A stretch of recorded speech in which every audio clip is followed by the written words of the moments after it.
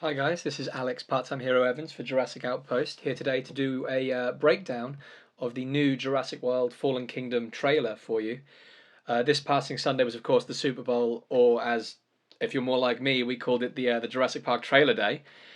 And we got not one but two videos, a new full-length trailer, which was a good, minute and a half long, which must have cost Universal some big moolah. And an advertisement for Jeep, directed by Colin Trevorrow, featuring our very own Jeff Goldblum. But yeah, let's dive straight into the Jurassic World Fallen Kingdom trailer, which is called Miracle.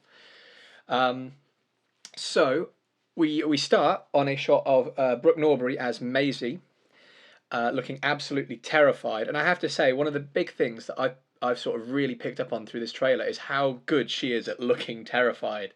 Like, I know a lot of people criticise child actors, but throughout this she looks genuinely scared. And something that's really cool with this shot is the dynamic lighting, whether or not it's coming off some sort of night light or some sort of mobile, the sort of the spinning around. It really gives another layer to the scene, and that sort of rings through true with the entire trailer. The cinematography is just fantastic. Kicking in as well at this point is a sort of a music box version of the Jurassic Park theme, which plays as sort of more sinister than soothing. So that's really really cool. It's worth noting this whole first part of the trailer is kind of very separate to the rest. It's almost like a mini trailer before the full trailer, which is quite common these days. So a lot of trailers do seem to have a really, really quick, snappy trailer at the beginning and then before full length. It's strange. I don't know why Hollywood does it. I mean, none of this footage is seen in the other part of the trailer, but still. We then go at this great pull focus from this rocking horse to a silhouette of the Indoraptor on the wall, which is quite a nice callback to the mural in the visitor centre in Jurassic Park, where Lex sees the silhouette of the Velociraptor against the painting of the Velociraptor, a lot like that. And what's great about this is how the jaws slowly open on the silhouette. That looks fantastic. And against the wall as well, the wallpaper of the trees really really makes it such a cool shot. I have to admit, Brooke Norbury's room, Maisie's room, sorry, is so much cooler than Gray's room in Jurassic World. It's just got this great style to it. It does remind me a lot of J.A. Bayonna's last film, the A Monster Calls, the style of that. Um, Anyway, we then get this great shot of the foot coming in from the rain. These big doors open from what I assume is a balcony of sorts, and the claw tapping on the wooden floor, much like the way the Velociraptors do with their sickle claw in Jurassic Park. Um, so we come around to this shot, which is again, it's just absolutely fantastic the way it's put together. The curtains around this four-poster bed, blowing in the wind, the lighting, and this large claw extending out over the bed towards Maisie, and the snout just comes into view. I mean, we see a lot of the Indoraptor in this trailer, and yet we also see very little somehow. It's very very very craftily done.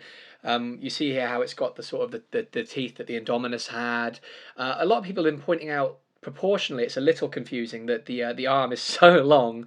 But what I think they're really missing here is the drum set in the background. I mean, whose drums are those? Are they Maisie's drums? Does Maisie play the drums? Are we going to see this in the film? This is what I want to know. Um, anyway, then we go to a front-on shot where the light is just catching the teeth and nothing else, and they're all yellowed and something else that they seem to be doing a lot of in this film is drool. In one of the featurettes, you could see workers slathering drool onto the T-Rex animatronic teeth. And here again, it's absolutely dripping off the jaws of the Indoraptor. She is salivating and hungry. Um, anyway, that's the end of the first part. We cut the Universal logo, legendary logo. Another version of the Jurassic Park theme now kicks in. We see what we've seen before, Blue in the nursery with Owen.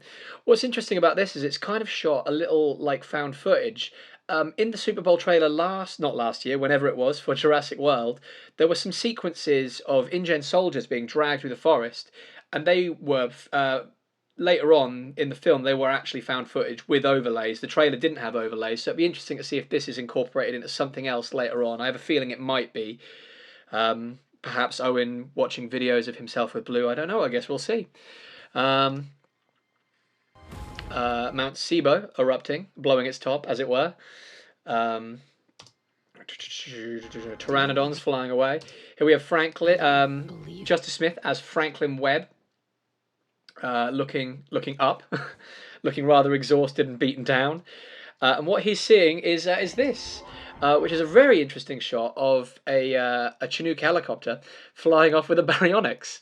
And again, it's a really nice shot. The colours are lovely. The nice blue sky, a little bit of lava there on the right, and it's a massive callback again to the Lost World. And the Mark Englert poster for Jurassic World, which we seem to be seeing lots of little things from that suddenly coming to life. Yeah, so what's interesting here is how Claire and Franklin seem to be sort of surprised by this. This doesn't appear to be their plan. So a big question here is who is taking these dinosaurs off the island and for what purpose? Fun facts. So again, this is a Boeing Chinook helicopter, the same type used by InGen in the Lost World. The helicopter that Malcolm actually stares at through his binoculars, the wrong way by the way, in the Lost World, was in fact once owned by Donald Trump, and later after the film it crashed, which seems to be a recurring theme in the Jurassic universe. Anyway, moving on. We go back to this shot of Main Street. In the background there you can see Claire, Daniel Pineda as Zia Rodriguez, and I believe Ted Levine as the foot of this brachiosaur comes down. And it's a real testament to the CG how good this looks, how it looks in this. You could tell me that's an animatronic foot and I would believe you. And someone probably is now going to tell me that is an animatronic foot and I'm going to look like a fool. And here we have them all looking up. Another good look at Daniel Pineda. The back of Justice Smith as Franklin, a few mercs sort of dotted around. What I think is interesting here is Ted Levine. You can just see in his backpack he's got a rifle. So we don't know much about his character yet. We don't even know a name really, and there's not a hell of a lot of footage of him in any of the trailers. I'm wondering here if perhaps he's more of a merc, maybe more of a Udesky type character, a booking agent. But I guess we'll see. But yeah, we see some more of this. The brachiosaur, and I have to admit, this whole sequence on the trailer, where she's talking about how the first time you see a dinosaur is a miracle, I think it really works well. It's really captivating, which is something that Jurassic World was perhaps lacking a bit. Anytime it tried to be magical, there were just it was a bit too much, too many dinosaurs. This really hones it down, and the voiceover and the music here, it really works for me. I especially like how its foot slams down, the amber on the ground rolls away, and here this look up below Claire and Zia at the brachiosaur is of course a callback to Jurassic Park. This shot here, very nice. And then everything turns. We cut to these shots we've seen before in some sort of maintenance shed or perhaps a power plant, where Claire and Franklin are working. And as we can see, there's some sort of proximity alert for an approaching dinosaur. Franklin is, of course, terrified it's the T-Rex. It's not. And we get our first look at the baryonyx with this backlit by the lava, which is absolutely gorgeous in this tunnel. I think it's worth mentioning at this point. It's interesting why Claire and Franklin are here. What's the purpose of their mission? Why have they come here? Are they perhaps trying to stop the volcanic eruption somehow by doing something or other, because they don't seem to have come with enough force to relocate all these animals. So yeah. Anyway, they both look terrified. Lava is dripping down. The baryonyx steps out, and Franklin screams like a little girl. Here again we have something we've seen before. It's Chris Pratt and Blue in front of the Jurassic Park Explorer from Jurassic Park that fell from the tree. Again, yeah, another thing from from the Mark Englert poster that has come to life. Some more stuff we've seen before. The gyrosphere flies off a cliff into the sea, which is quite a drop. You can see just here a Styracosaurus. And here we get the first soundbite from Rafe Spall, and I have to admit, when I heard this the first time, it confused the hell out of me because it's so clean spoken. I wasn't sure it was part of the trailer or not. And here we see the gyrosphere slowly sinking into the ocean. Owen, who has survived the hot volcanic ash, apparently, has dived in to save them.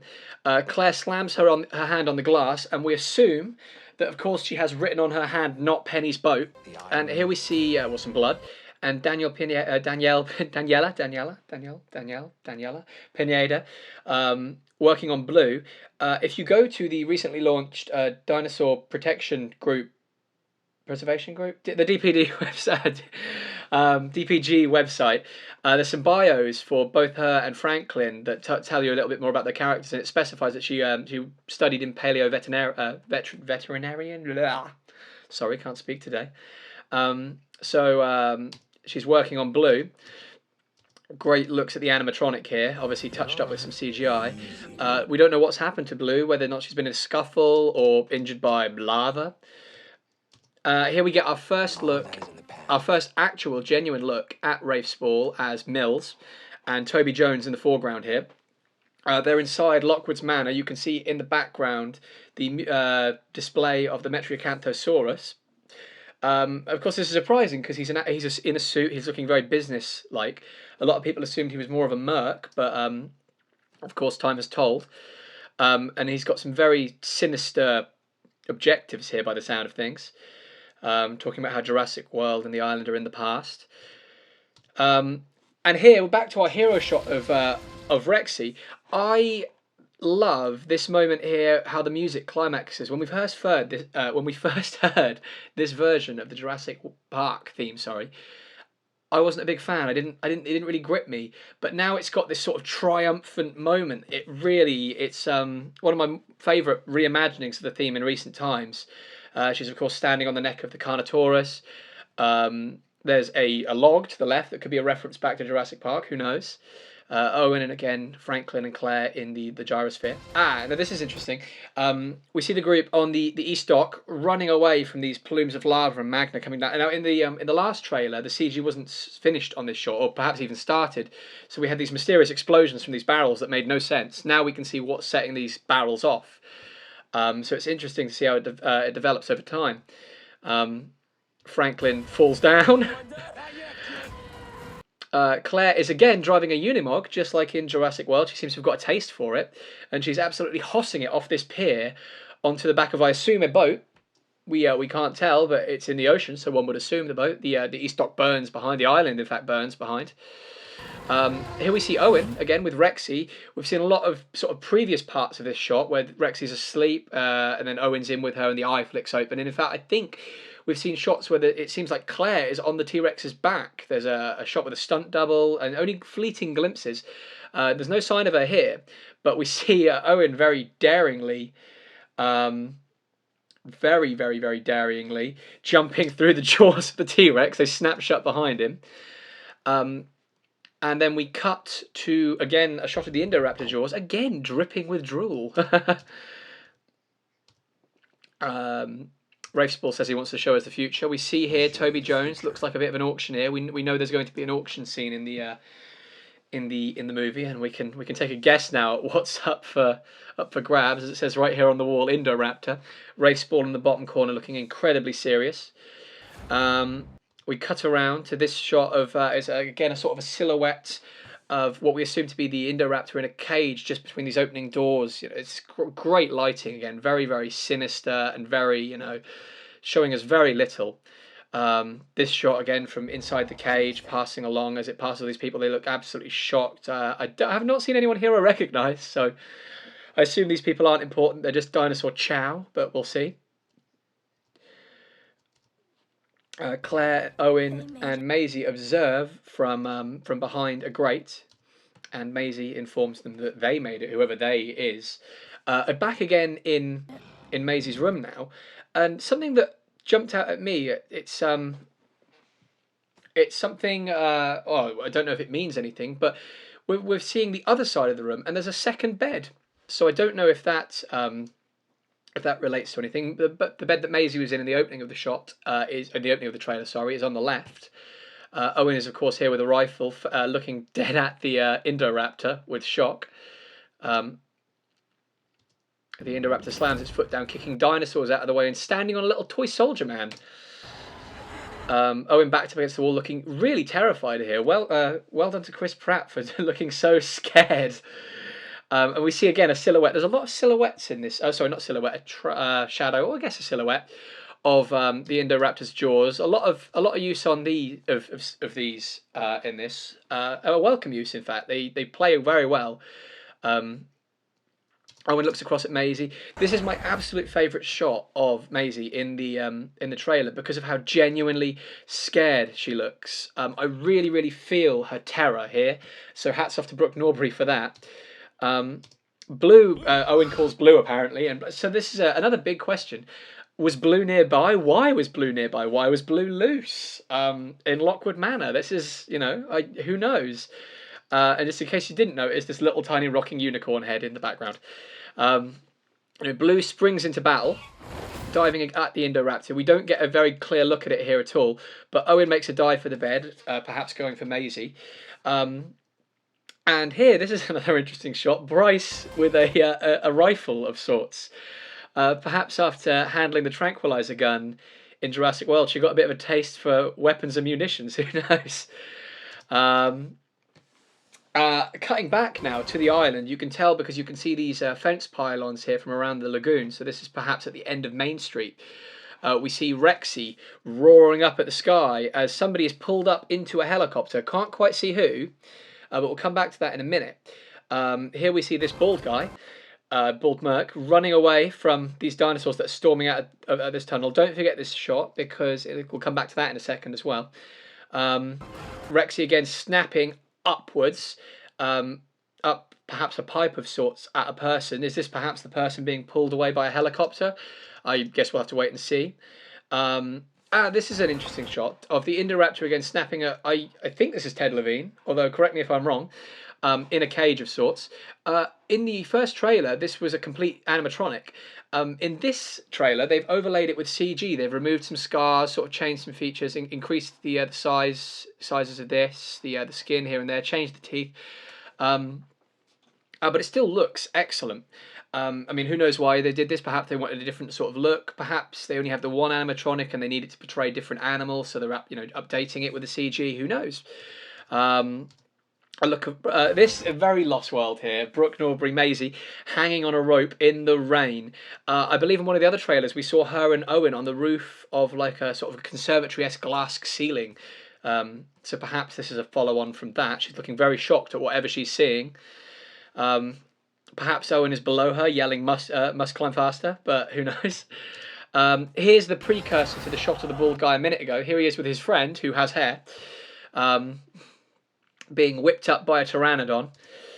So, and you can just see Lockwood Manor above them there. So the pteranodon escapes first, flies down this tunnel and lifts this guy up, and then there's a stampede behind that gets the poor bald man. So let it be known that dinosaurs do not discriminate based on hair, if you have it or not. Here we have Owen, hands up, looking very defensive, with Claire and Maisie. Standing off about an unnamed Merc who barely gets a word out before being absolutely owned by the Indoraptor. And that is it. That was the Jurassic World Fallen Kingdom trailer. I, for one, absolutely loved this trailer. It really grabbed me. I wasn't a huge fan of the first trailer. I thought the week up to the release, the marketing was fantastic. But then the actual trailer itself just didn't feel quite right to me. The pacing was off. I know they were trying not to show the third act of the film, but it didn't quite work for me. This was absolutely brilliant. It was scary, but it was also, as it was intending to be, it was kind of magical. It gave me this sort of. It reminded me of how I felt in the first 20 minutes of Jurassic Park. From the Outpost, we took a poll to see what we all thought of it. And there were 6 votes to say thumbs up, that it was great, and 1 vote neutral from Ryan to say that, well, I don't know how Ryan felt about it. I'll have to ask him. Hopefully he'll be on a pod sometime soon to explain why he thinks this trailer was neutral. Some general comments from us. Chris said he loved it. Jack said it was a great trailer that looked scary and fun, well directed, and especially the visuals, and that the VFX is really coming along, which I have to agree with. The CG in this movie does look incredible. I'm really intrigued to see how they pair it with the animatronics used in the film. Aziz said, what? They're making another Jurassic Park film? Why didn't you guys tell me? Why am I always the last to know about these things? Oh, man. No, I'm kidding. Of course, Aziz did not watch the trailer. His reasons are his own. I don't know why. Perhaps he's trying to go into the movie spoiler free. Um, but yeah, it certainly leaves some questions. Um, and doesn't really answer anything for me. We still haven't seen Lockwood in a trailer. I think we saw him in a featurette briefly. Malcolm isn't in this trailer at all. No Henry Wu in this trailer. Um, yeah, but that was the Jurassic World Fallen Kingdom trailer. Did you like it? Did you love it? Um, Sign off in the comments below, and we will see you again soon.